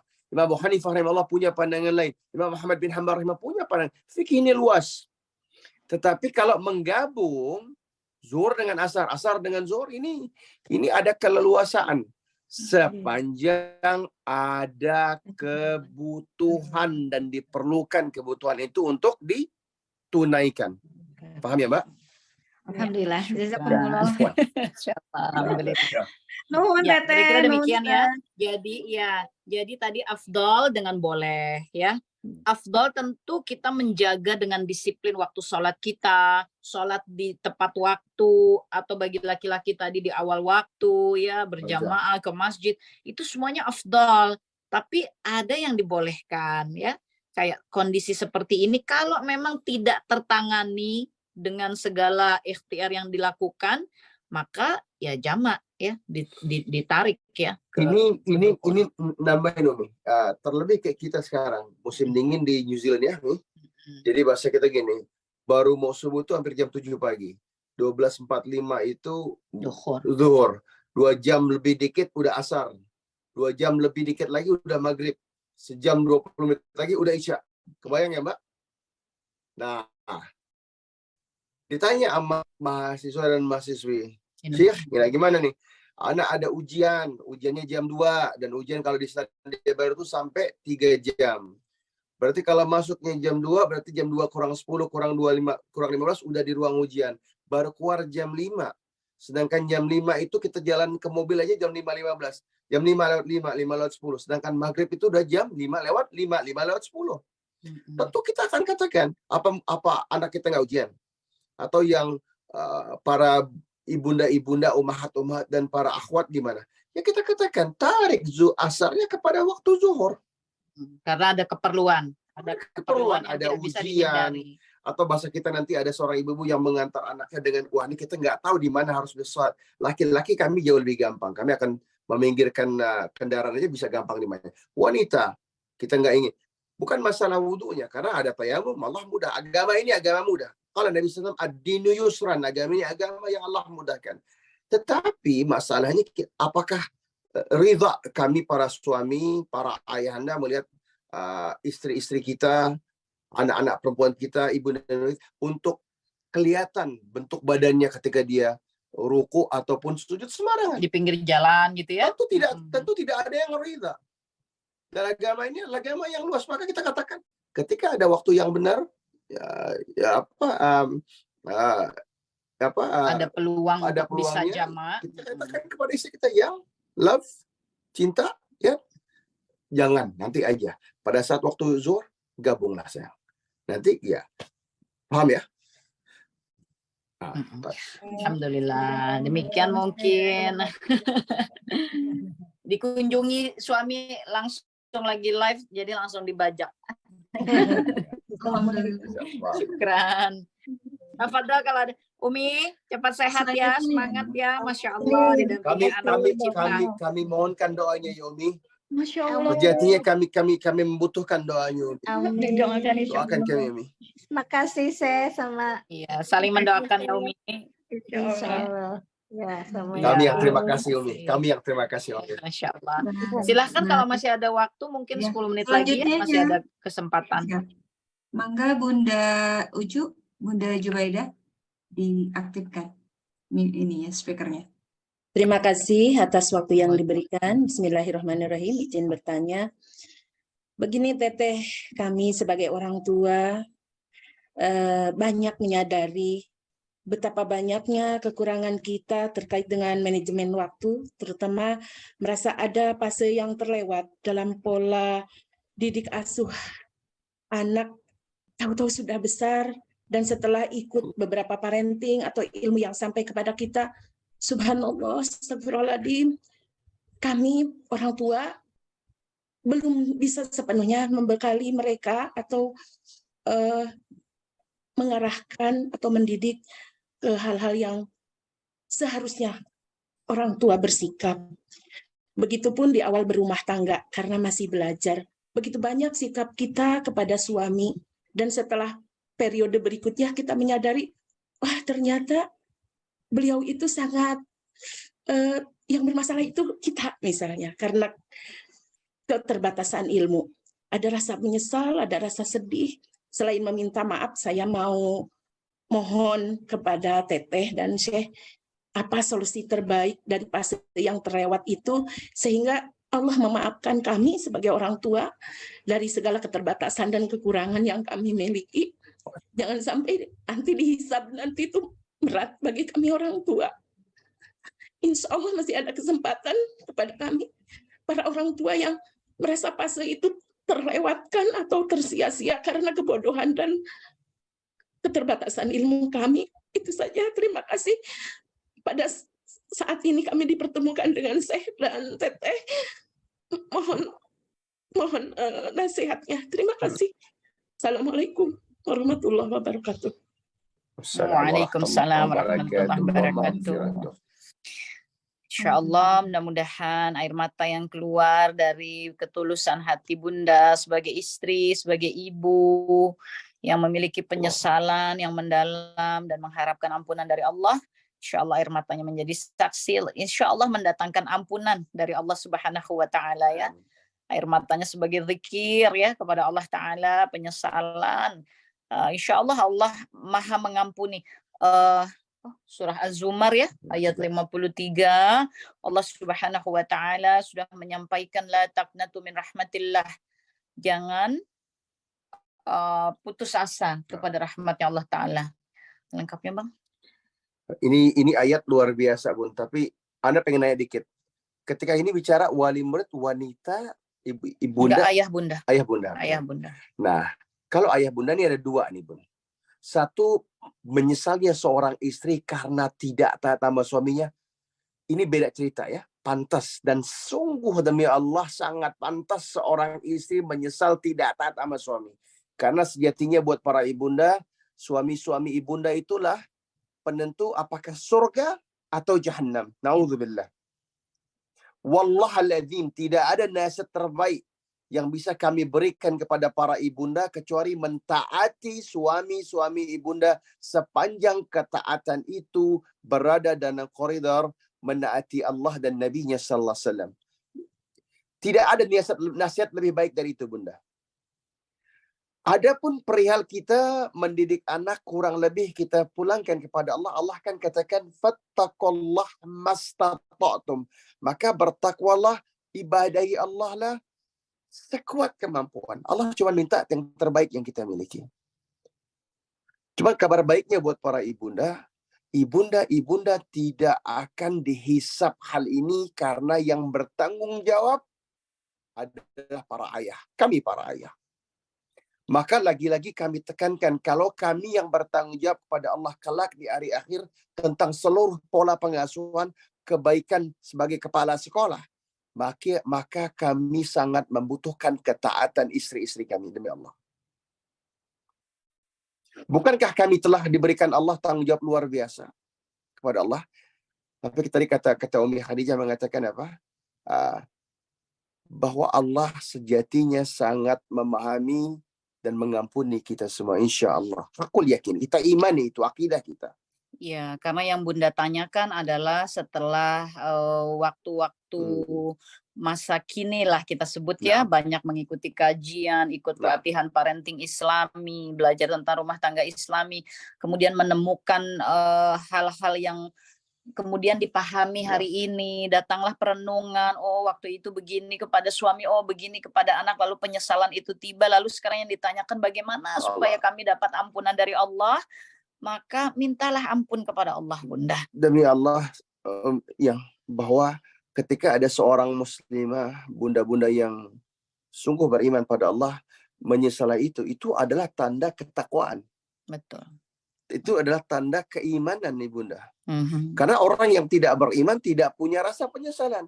Bukankah taubat itu didahului dengan berhenti melakukan kemudian menyesal dan berjanji tidak mengulangi lagi dan berusaha tidak mengulangi lagi. Ya kan? Itu poin-poin taubat di dalam Islam. Nah, kemudian Ustazah mengatakan bahwa lihat surat Az-Zumar 53 ya.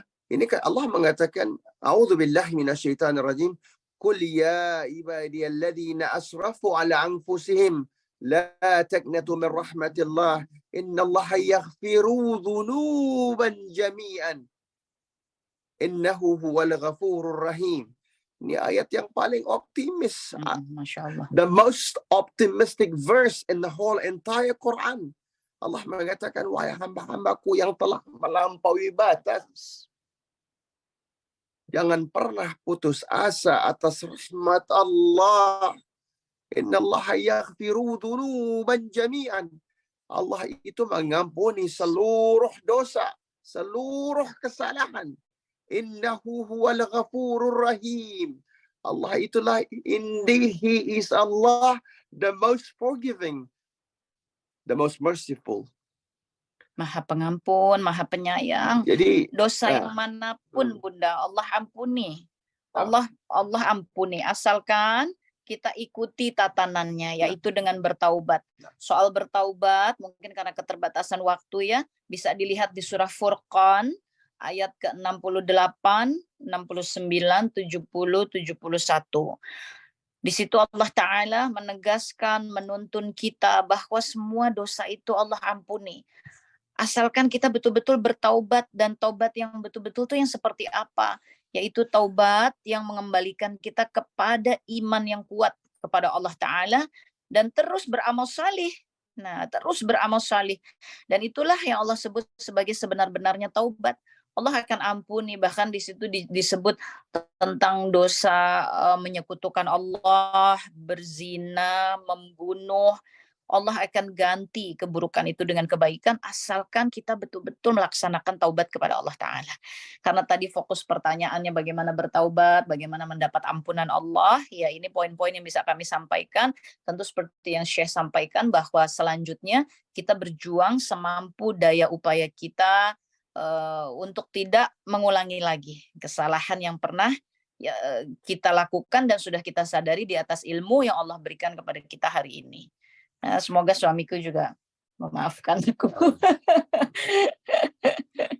Dan poinnya para ibunda dan para ayahanda adalah syaitan itu paling cinta ketika kita berada di keadaan putus asa. Maknanya kita bersalah, terus kita taubat. Terus kita salah lagi, terus taubat. Syaitan mengatakan, kan nggak lucu. Masa kemarin udah salah, ngulang lagi, mana bisa Allah ampuni.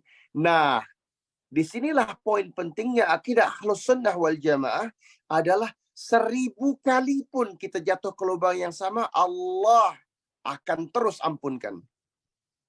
Jadi justru keadaan ketika orang berhenti meminta ampun, meminta maaf kepada Allah Rabbul Alamin, maka telah berhasillah syaitan dalam memberikan kita akidah yang palsu sehingga kita tidak punya lagi harapan tadi, sayang. Ya. Ya, Sepanjang kita juga bukan menyengaja-nyengajakan diri di dalam melakukan maksiat, dosa, ya, atau bukan menyengaja-nyengajakan diri untuk berlemah-lemah karena Allah Ta'ala tidak menyukai, ya. Kita menyengajakan diri berlemah-lemah artinya sudah diwajibkan untuk menggali ilmu agama Allah, tapi kita berlemah-lemah, malas, lalai, ya. Tapi kalau betul kita berjuang, apalagi seperti Bunda sampaikan, sekarang giat menggali ilmu, dipahamkan oleh Allah. Karena ketika kita mendapatkan jalan untuk menggali ilmu agama Allah, itu bukan kita yang mencari jalannya, tapi Allah mengizinkan jalan itu untuk kita. Ketika kemudian Bunda merasa mendapat ilmunya dan lebih paham dan hatinya terbuka, pikirannya tercerahkan, mengingat, bisa mengevaluasi, bisa muhasabah, itu Allah yang izinkan. Allah. Masya Allah, Masya Allah. Semoga Allah sedang menuntun kita semuanya untuk bisa berakhir dalam husnul khotimah. Allah tuntunkan kita kepada jalan itu. Jadi sisa umur ini Bunda banyak bertaubat kepada Allah, minta ampunan terus kepada Allah. Jangan mengulangi lagi yang sudah dipahamkan Allah kepada kita. Dan jika memang dalam perjalanan bersama anak-anak, katakanlah ada masa-masa yang Bunda memuhasabahinya, menyesalinya, dan mengetahui bahwa itu sebuah cara yang salah, ya, setelah mempelajarinya gitu, ya, dalam Islam, maka jangan ragu memohon ampun kepada Allah dan mendialogkannya dengan anak, ya, mendialogkannya dengan anak, memeluknya, menyampaikannya, karena anak-anak kita akan juga menjadi seorang ayah, seorang ibu, sehingga mereka juga harus belajar bahwa ada periode-periode yang mungkin mereka alami, yang orang tuanya sekarang sudah paham, ya, orang tuanya mendialogkannya. Kalau itu suatu kesalahan, berlapang-lapang, Nak, maafkan juga Bunda, begitu, ya, saling memaafkan, Masya Allah, ya, dan mendoakan anak-anak agar anak-anak lebih lagi oleh Allah dituntunkan jalan, ditunjukkan kebaikan untuk mendidik anak-anak mereka, yang mana insya Allah cucu-cucunya Bunda. Gitu, ya, Bunda, ya. Alhamdulillah, semoga ada manfaatnya. Syukron. Apakah masih ada? Jazakallah khair, Teteh. Syukron. Afwan, Masya Allah. Apa masih ada waktu atau bagaimana? Boleh satu lagi, Bunda Haris. Ya, baik. Tapi nanti mohon izin Syekh atau Ustadzah nanti ditutup doanya. Iya. Oh ya, tadi satu poinnya yang Teteh ingin tegaskan ini, Masya Allah, ya, ada Syekh yang mendampingi. Tadi Syekh udah mengingatkan kepada para ayah, karena kan sesi ini dibuka untuk ayah dan bunda, bahwa para ayah itulah yang akan bertanggung jawab di hadapan Allah Ta'ala. Ya, kalau tadi Bunda khawatir bagaimana nanti kalau dihisab saya ditanya sama Allah Ta'ala, yang akan mempertanggungjawabkan di hadapan Allah Ta'ala adalah pemimpin dalam rumah tangga ini, yaitu seorang ayah.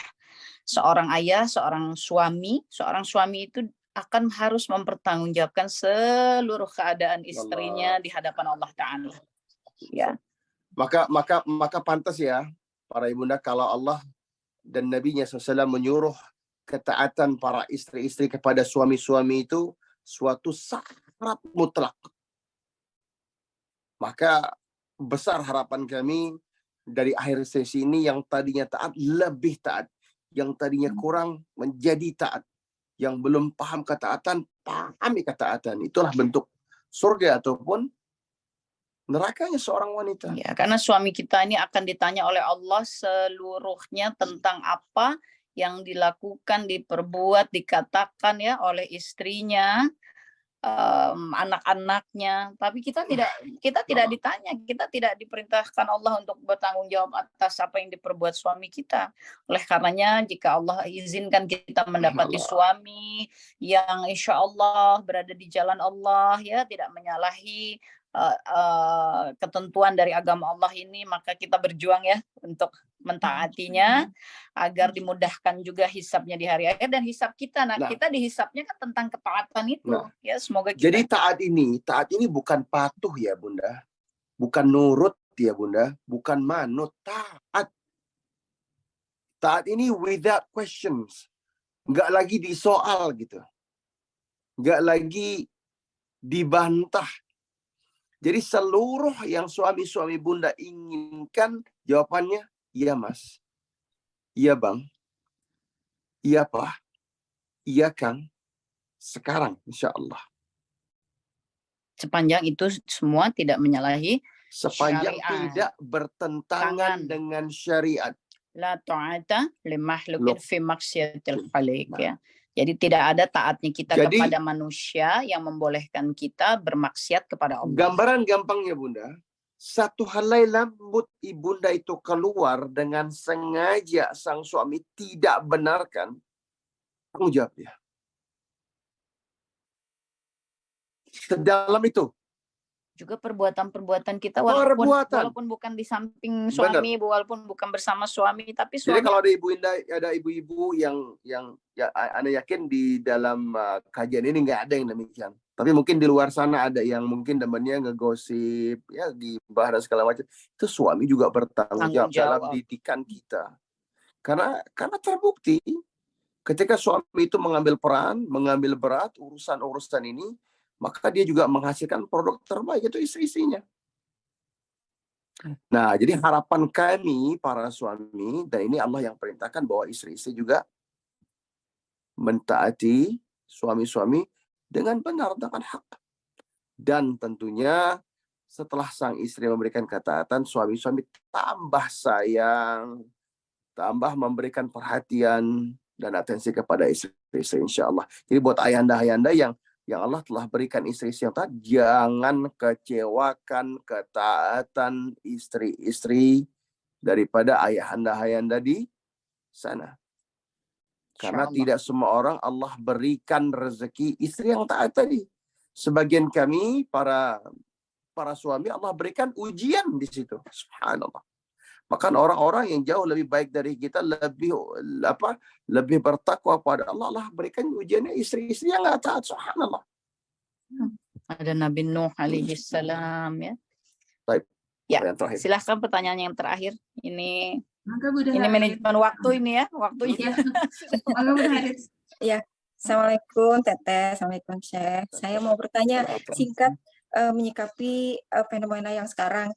Kalau mungkin kita sudah banyak menuntut ilmu, mungkin anak-anak kita masih terbatas. Nah, seperti misalnya mereka masih senang dengan K-pop, film-film Korea yang waktunya habis untuk itu, musik, game.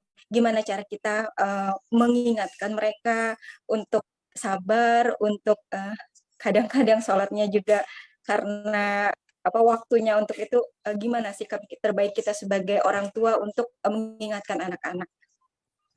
Terima kasih, itu aja pertanyaan dari saya. Assalamualaikum warahmatullahi wabarakatuh. Ya, waalaikumsalam warahmatullahi wabarakatuh. Nanti mungkin Syekh juga pasti akan menambahkan ya, tapi insya Allah bagi anak-anak yang diizinkan Allah Ta'ala ya, ada ayahnya, ada bundanya, maka ayahnya mengambil porsi, bundanya mengambil porsi. Kalau sebagai seorang ayah, kembali lagi tadi Syekh juga mengingatkan kepala rumah tangga, dia harus mempertanggungjawabkan seluruhnya di hadapan Allah Ta'ala. Semuanya dia harus bertanggungjawabkan. Akan ditanya oleh Allah Subhanahu wa Ta'ala. Itulah suami kita, ya itulah ayah dari anak-anak. Itu harus mempertanggungjawabkan seluruhnya. Maka bagi setiap ayah, sikapnya mesti tegas dan jelas. Pilihan narasi dari kalimatnya kepada anak-anak mesti tegas dan jelas. Walaupun tentu disesuaikan dengan kapasitas usia masing-masing anak, tapi narasinya nggak boleh apa Ambigu. ambigu, nggak boleh dilembek-lembekkan. Contohnya gini ya, maaf, misal ketika kita meyakini bahwa musik itu adalah haram, ya, misalnya begitu ya ini, maka narasinya nggak boleh diputer-puter gitu, ya. Kepada anak, tetap narasi itu mesti tegas dan jelas. Walaupun ketika menjelaskan lebih jauh dan lebih dalamnya, tentu disesuaikan dengan usia anak. Maka orang tuanya kan juga harus selalu menggali ilmu. Tentu menjelaskan lebih dalamnya kepada anak kita yang usianya 5 tahun misalnya, dengan yang sudah 15 tahun misalnya, pasti kan ada perbedaan di sana, begitu ya.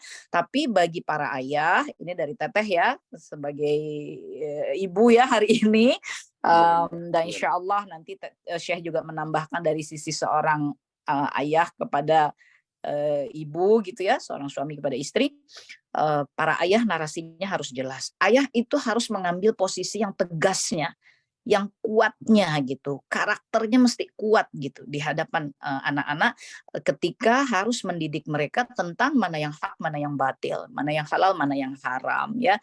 Bahkan kadang memang seorang ayah itu dibutuhkan ketegasan dan karakteristik kerasnya begitu ya, bukan kejam ya, tegas dan kerasnya, karena memang yang kita bicarakan di sini adalah ketentuan di dalam syariat Islam begitu. Nah, porsi ibu itu mengambil kedudukan dengan kelembutannya, memberikan penjelasan-penjelasan dalam waktu yang lebih luang, karena kan suami kita waktunya sebetulnya nggak luang, karena harus mencari nafkah, harus bertempur juga di luar rumah begitu ya. Nah, ketika seorang ibu mengambil porsi seperti apa yang memang dituntunkan oleh Islam, maka dia akan punya lebih banyak peluang dan kesempatan berada di rumah bersama anak-anaknya. Nah, disinilah dengan kelembutan, dengan keluangan waktu yang lebih banyak, menjelaskan dengan porsi keibuannya. Tapi dua karakteristik ini harus diimplementasikan oleh seorang ayah dan seorang ibu.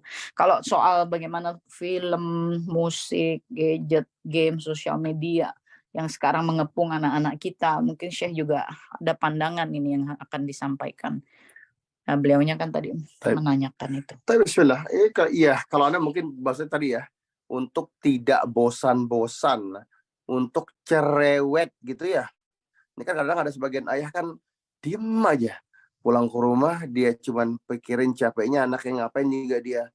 Ya udah nih mah urus aja, ini nggak boleh, jelas dari Allah bukan ini yang Allah katakan.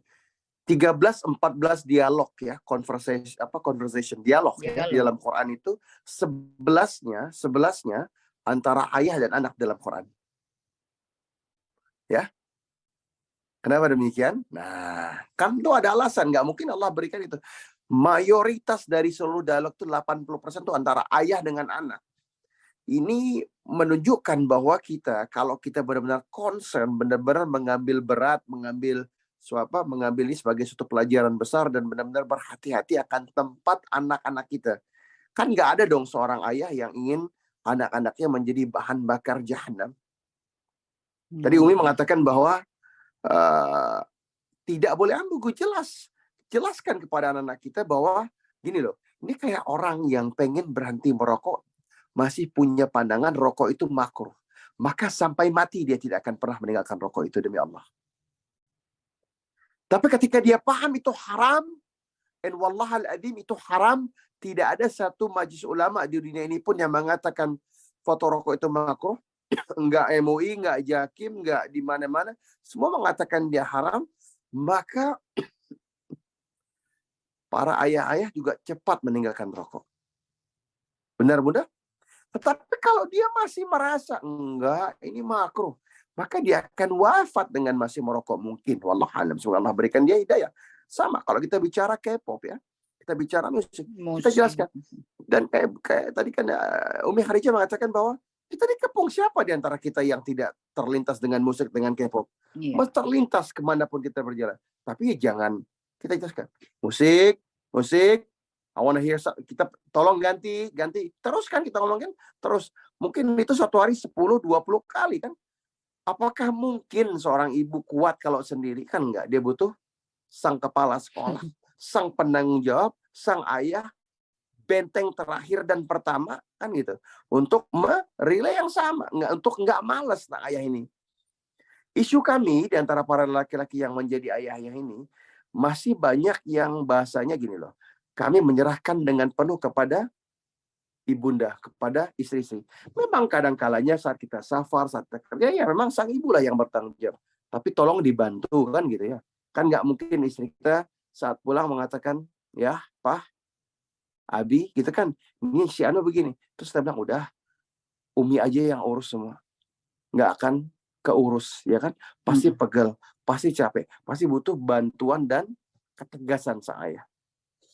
Ya, jadi kalau tadi pertanyaannya demikian, mungkin poin-poin pentingnya itu ya Bunda ya. Jikalau hasil, tawakal ala Allah ya.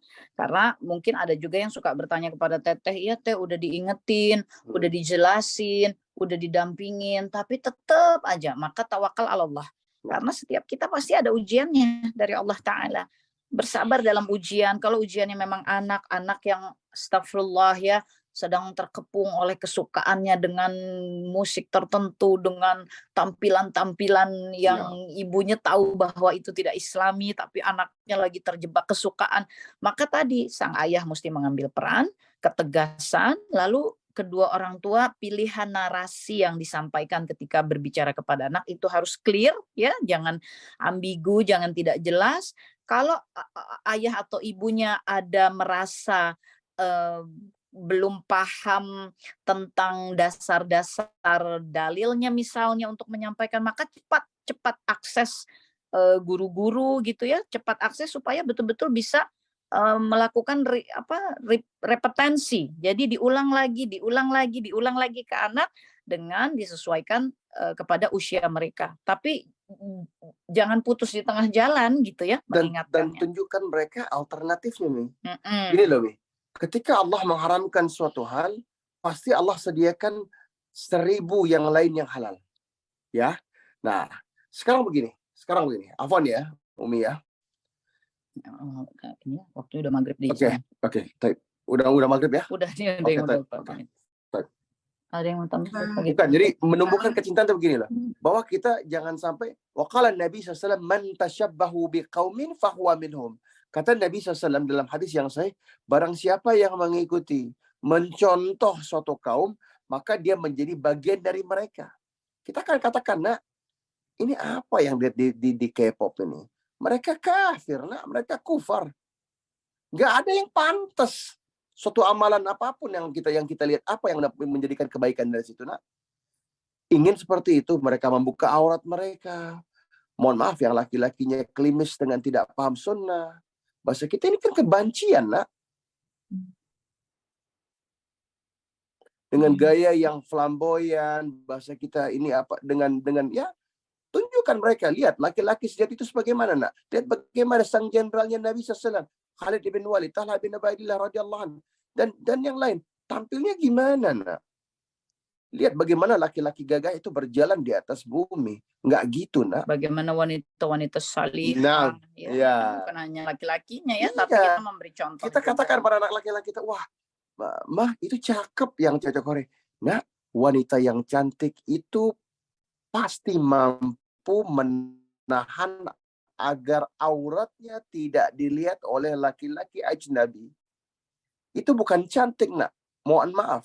Yang cantik itu yang mampu merawat kecantikannya dan menutupnya hanya untuk dirimu, wahai anak lelakiku.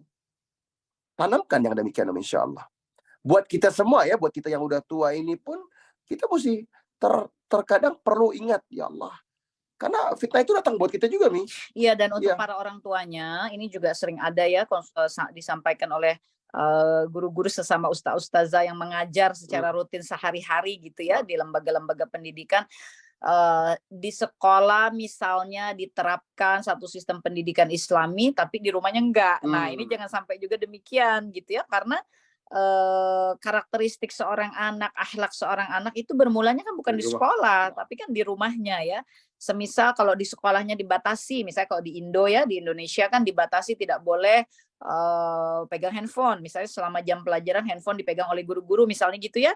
Kemudian mereka dibatasi tidak boleh tampil-tampil dalam sosial media yang jauh dari tampilan Islami misalnya, ya jangan sampai kemudian pas di rumah maaf ya tiba-tiba ibunya atau ayahnya yang ngajakin bikin TikTok gitu sambil joget atau sambil apa. Nah ini jangan ada kontradiksi-kontradiksi yang seperti ini. Pun demikian yang sudah dibangun di rumah dikomunikasikan juga ya kan kepada ustaz-ustazahnya di sekolah, maka memilih lembaga-lembaga pendidikan yang juga berbasis Islam ya, berpegang kepada Quran ya, mengajarkan sunnah kepada anak-anak kita, itu juga sesuatu yang penting. Dan jika ayah bunda telah diizinkan Allah untuk bisa mendapatkannya, Masya Allah ya, itu rezeki yang harus selalu disyukuri kepada Allah Subhanahu wa Ta'ala. Mungkin ini dari kami karena tadi sudah ada yang live ya, menyampaikan sudah masuk waktu maghrib. Maaf lahir dan batin. Jazakumullah khair. Semoga ada manfaatnya. Semoga Allah mengampuni kita semuanya ya. Kami juga mohon pamit dan mohon didoakan. Subhanakallahumma wa bihamdika asyhadu an la ilaha illa anta astaghfiruka wa atubu ilaih. Wassalamualaikum warahmatullahi wabarakatuh. Waalaikumsalam warahmatullahi wabarakatuh. Assalamualaikum warahmatullahi wabarakatuh. Maaf agak telat dari waktu ya Ustazah, karena semangat sekali ini ada Syekh juga. Tidak apa-apa, kami juga mohon maaf. Tadi kan mulainya juga agak mundur ya karena menyesuaikan keadaan di sini juga. Boleh Bu Indi boleh ditutup doa sama Syekh? Sebentar saja minta doanya. Oh, yes. Sudah senang hati. Iya. Yes. Bismillah. طيب أعوذ بالله من الشيطان الرجيم. بسم الله الرحمن الرحيم. ربنا آتنا من لدنك رحمة وهيئ لنا من أمرنا رشدا. Ini doa yang luar biasa. Ana nggak pengen hanya memberikan doa yang panjang, tapi ini maknanya yang luar biasa. Kata Allah, Rabbana atina min ladunka rahmah. Ya Allah, berikanlah kami rahmat ya Allah. Limpahilah kami dengan rahmat ya Allah. Amin. Rabbana atina min ladunka rahmah wa hayyi lana min amrina rasyada. Ya Allah, dan berikan kami petunjuk ya Allah. Berikanlah kami kegasan di dalam bagaimana urusan-urusan kami ini benar di atas hidayah-Mu, dan tunjukkan kami hidayah ya Allah. Ya wa amrina. Jadi urusan-urusan kami yang Kau uruskan ya Allah. Jadi kalau kita dapati kita berada dalam keadaan Allah berikan kita limpahan rahmat, Allah uruskan urusan kita, ya pasti kita baik insyaallah. Amin Allahumma amin. Barakallahu fikum. Hayakumullah. Assalamualaikum warahmatullahi wabarakatuh. Waalaikumsalam warahmatullahi wabarakatuh. Syukran, kami pamit ya Bunda. Terima kasih banyak. Sudah hampir jam 11 malam.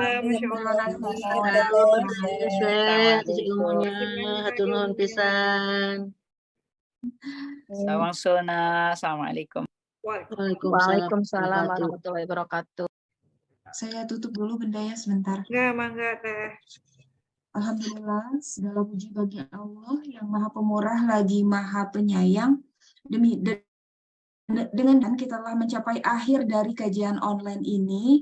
Semoga apa yang telah kita pelajari dalam kajian ini menjadi landasan bagi kita semua untuk terus meningkatkan manajemen waktu kita dengan mengikuti tuntunan agama dan mengimplementasikannya dalam kehidupan sehari-hari, dan bisa memperoleh hasil yang lebih baik dalam segala aspek kehidupan baik dunia maupun akhirat.